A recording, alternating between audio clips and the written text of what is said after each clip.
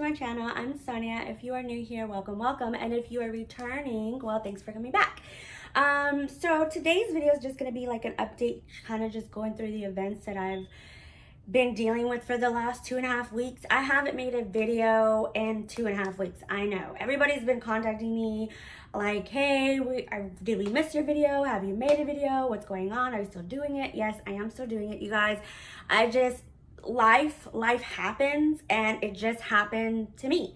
So I'm gonna just kind of let y'all know what's going on, and then I'm gonna get back on my normal schedule as from here on out, so that way we can just keep going. I have still so much ground to cover. I still have so much information to put out there.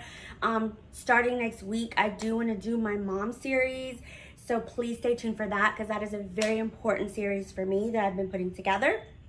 But let's just go ahead and jump right into it. So the last video that I made was my birthday video. If you are new and you haven't watched it, please go back and watch it, because that's kind of where I leave off. I had a wreck. So I had a wreck about 2.5 weeks ago, and I've been without a car. Like, I haven't had a car. If you've ever had to go without a car, it sucks balls. Like, it really does. It really made me think I need a backup car. So that's kind of in my future plans, to save money to get a backup car, because I can't go without a car. I'm sorry, my insurance, it's, you know, I don't have Geico, or Nationwide's not on my side, because nobody gave me a rental car. I don't have that type of insurance, you guys. I'm cheap. I'm a single mom. I get what I can get. But the good news is that they did pay for my car to get fixed. So that's good, right? Besides that, I also had to catch rides to work, to and from work. I had to get with people, just going back and forth. It was mainly my fiance and my best friend, and I stayed mostly at his house because they live closer together. It just made it more convenient. But it still sucked. I really couldn't get back to my normal life. I couldn't even get home to record. I couldn't go to the gym. I couldn't go to the store if I wanted to. I couldn't do shit. So it really sucked for me. On top of that, in the middle of being away, my daughter that still lives here, she ended up catching COVID. Her and her boyfriend. So I couldn't come home, even if I wanted to. It was kind of like a blessing in disguise. Not saying that I'm so glad my daughter got COVID, because I definitely did not want that for her, but I wasn't home, so it didn't really affect me. I was still able to go and do, go to work and stuff, but I couldn't come home. So I literally came home yesterday, which was the 16th. So I literally, for the first time in 2 weeks, 2.5 weeks, stepped foot in my own house yesterday. Plus my son started school, and I had to figure that out. But what I also wanted to update you guys was I ended up quitting my job. So that's kind of what I wanted to just more say in this video. Yes, I did. I quit my job recently. Everybody who knows me knows that I work in dental. I've been doing it for 14 years. I'm a veteran. I'm not some newbie right out of school. I actually am very talented, skilled, and experienced. And I left a really good company because I was wooed into this new company, thinking like, oh my God, it's going to be so much better. He offered me more money. He offered me a higher position. I don't want to say, we're going to go ahead and code name him. He's going to be Dr. Hardass, because that's exactly what he turned out to be. He was more of a jerk, but I'll be nice and say Dr. Hardass. And again, I left a really great company to go work for him, thinking that I'm the type of person that I'm not complacent in anything, whether it comes to my regular life as a mother, as a woman, as a person, as an employee. I'm always wanting to progress and move forward. Always. I'm always pushing, always looking for the next big thing, always just wanting to progress and grow. And he said he had the opportunity for me to do that for his practice. So his story was that his practice was going under, and that he just lost his whole staff due to COVID, and he was just getting reestablished now that COVID was over, which technically it's not. But he was saying now that it's over, he needs new management, and he needs new supervisors, and he needs new employees. And so I went in already kind of figuring, okay, all I can do is really go by what he said. But the position is what I was more interested in. we had an agreement that if I could help him with getting his his practice back up and running and back up and going, and he was trying to do more surgeries. That's my specialty, so I was going to help him with that. Just all these things, supervising. Practically, I was running the practice. Like, basically, that's what I was doing. Then eventually he would get an associate and I could be the new management of that. And so to me, it was like, yeah, this is what I've been wanting. My dream, my long-term goal is I want to be a business consultant. That's what I want to do. I want to be mainly for dental offices, since that's my specialty, but any kind of business in general. I want to be a business consultant to help people run businesses. I've been, again, in dental for so long. I know so much from the front all the way to the back, from administrative to clinical, that I just feel like I could really, really do a really good job and help these doctors. If anybody knows, doctors do not make great managers. That's why they hire managements and supervisors and things like that, for these specific reasons. But he was too micromanaging. When I got in the beginning, it was good. He was nice. Everybody seemed really nice and excited that I was there. And we just started hiring people one by one, new manager, new front desk, new this, new that. And then we started working on the clinical side. I was helping them get OSHA compliant. I was taking over. I was, helping with the hiring. But then as time went on, I started to see that some people are their own problems in their business. Sometimes the reason why you can't grow, or the reason why your business sucks, is because of you. It has nothing to do with anybody else. It's because you are basically cock blocking your own self, and that's what he was doing. And I tried to go to him. I'm a very direct person, very straightforward. I'm very no nonsense. So I came to him and I'm like, look, I really need things to change. Like, there's a lot of things that are going on, and I needed him, not just everybody else, because I know how to take accountability for my actions. If I do something wrong, I say it. I'm like, yo, I'm not a perfect employee. I make mistakes, but you are the owner of this business. This is your practice. You are the doctor. So if I need your help, or I need you to take accountability for something, like, you should be able to do that as our leader, It didn't happen. It didn't happen. He wanted to blame everybody else for his problems. He wanted to bash everybody. He wanted to talk crap to everybody. To me, that was very unacceptable. I did not appreciate that. I did not like that. It, again, got progressively worse. His practice started to suffer more and more, and I'm just thinking, like, I cannot help you. I cannot help somebody that doesn't want to help themselves. I cannot help somebody that wants to not take accountability, that wants to put it on everybody else. And one by one, people started to leave. He ended up firing my manager. It was just very, very chaotic. I just saw that I had absolutely no future with them. So I did quit, and I did quit in a really shitty way because I was upset. I was upset because I was being told that it was my fault and I wasn't doing my job, and everybody in the practice was like, no, he's his problem. Everybody knew it. Everybody saw it.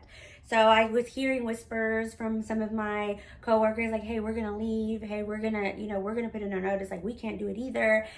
On top of that, his wife didn't have anything to do with the practice, but she was always up there, and she was giving us lists, like checklists, like she was being very micromanaging. And I'm thinking, like, why are you worried about this when you really should be worried about this?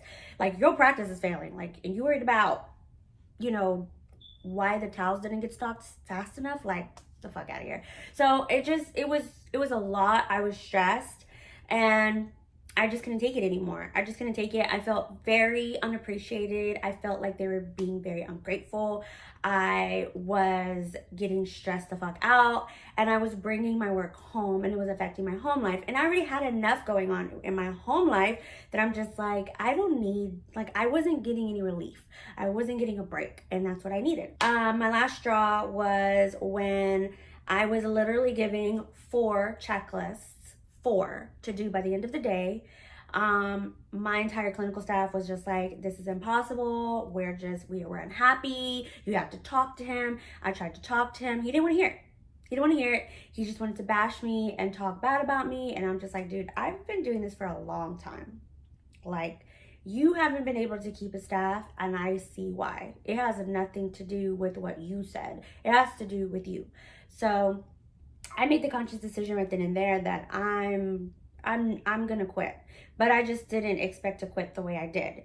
So I asked for a few days off because my son was going to school. I was still having my car issue. Like, my car was supposed to be ready by Wednesday. Then they said it wasn't gonna be ready till Friday, on Friday the 13th. And so I'm just like, okay, like, I need to figure something out. So I just told him, hey, I need you to just kind of work with me for the next few days. Give me a few days off because I need to take care of my business. Like, I want to be able to come, get to work without stressing out how I'm going to get to work or how I'm going to get home. So, but I also have my kid. Like, can you just kind of work with me? And he was like, yes, but blah, blah, blah, blah. So he had so much to say about it. And I'm just like, dude, like, I never call in. I'm always on time. I'm always the first one to work. I'm always the last one to leave.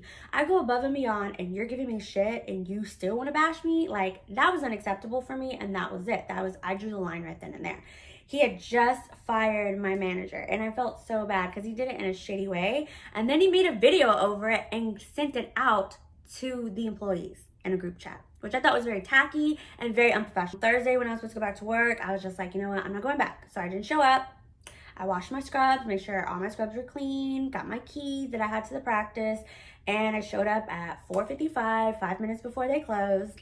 And I basically just gave him the bag and was just like, this is not working for me.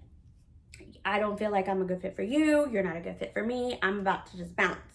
Now, he was actually really cool. He was like, okay, I understand, understandable.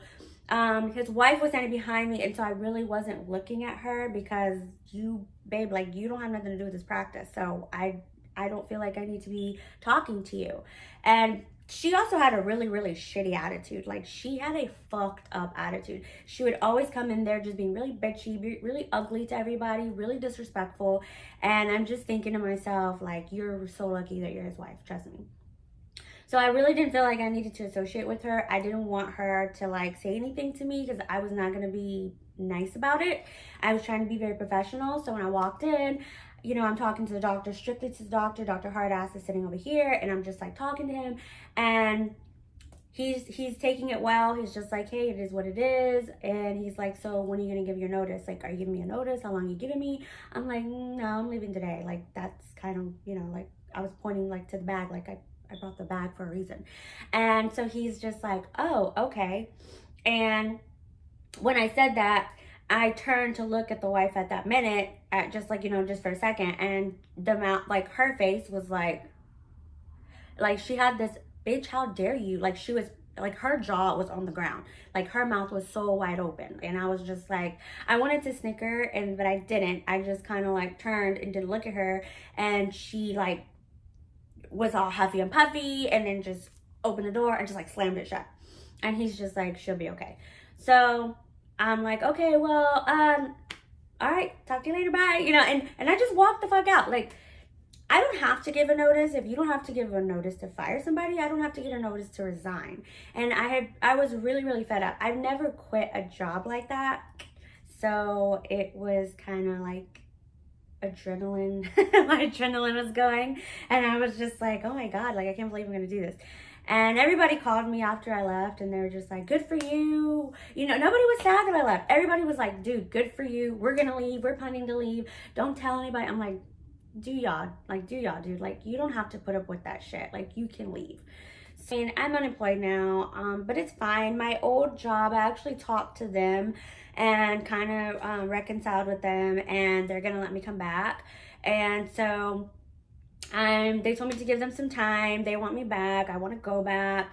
And it's just been, I'm looking forward to it. So right now I'm just kind of taking a break. I still have my part-time job I'm doing, and that's getting bigger and busier and better. And so we're about to move to a new location, and I'm really excited about it. So that's what's been going on with me. I know. Everybody's always like, dude, like, you should have, like, a GoPro on your head because there's so much that always happens with you. And I'm like, I know. But I'm actually happy. I'm looking forward to my future and what's to come. I told you, I'm like positive thoughts, positive energy. I'm I actually feel really good since I left. I was actually pretty miserable and just kind of blah. And so now I feel better and I have more time for you guys. But thank you for listening. I hope that kind of cleared everything and explained everything. I know I didn't really have to, but I just wanted to kind of catch everybody up. This week I will be releasing another tea time. I'm going to kind of touch base with some stuff, but I am preparing for next week. Like I said, please stay tuned. It is my mother series.